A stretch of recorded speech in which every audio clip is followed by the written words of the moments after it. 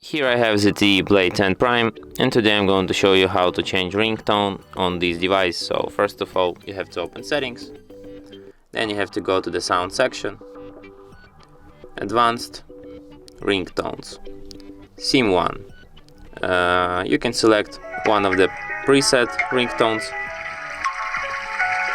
You can also add your own ringtone by selecting file from your memory of your phone. Let's listen to some of the preset ringtones and select one.